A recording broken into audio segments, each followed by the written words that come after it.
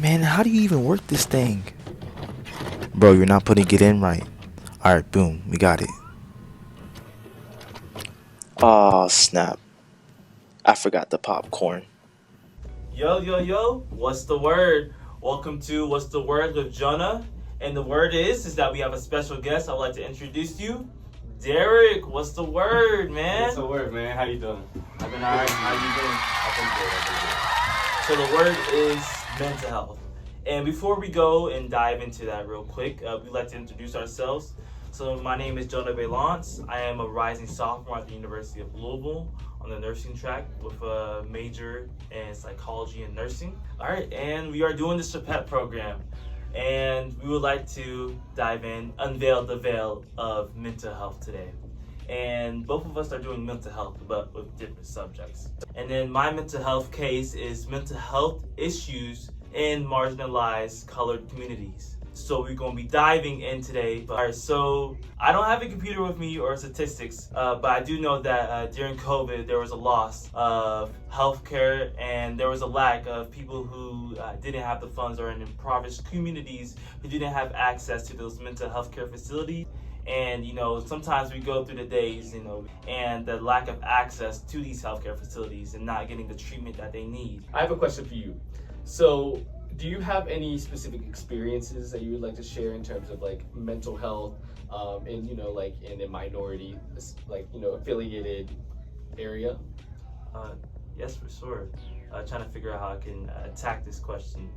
So growing up in Florida, coming back from a background of immigrant parents, it was difficult because they're in the country and not being able to speak English properly.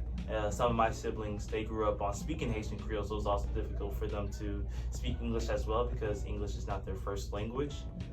Coming up, I remember a vivid experience of us being discriminated against going to a local healthcare facility. I remember going in there with my mom to go get a checkup, and while he was going to get the checkup, the lady seems to be very frustrated because my mom is not speaking the English correctly, and I'm trying to help, but as a little kid at the time, I'm like, I'm not able to speak English as well. Like, my English is not up to par, and and when you look at it from both perspectives, all right, so you have the healthcare worker, on their end, it's frustrating because they can't understand the language. And on the other hand, you have the patient who's not able to speak the language and they're not getting the care that they needed.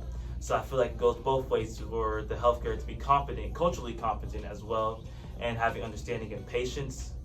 But as well, it goes with understanding, the environment.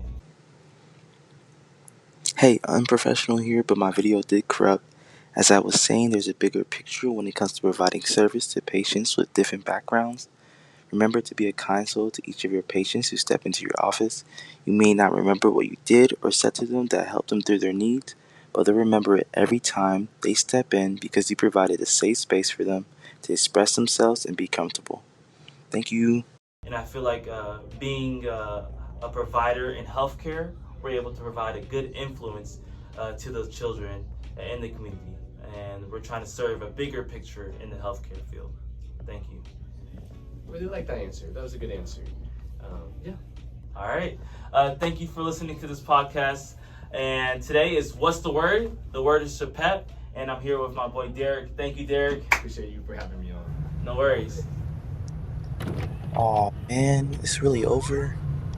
No, not really. Think about all the memories we made. Yeah, you right. Can I get a rewind though?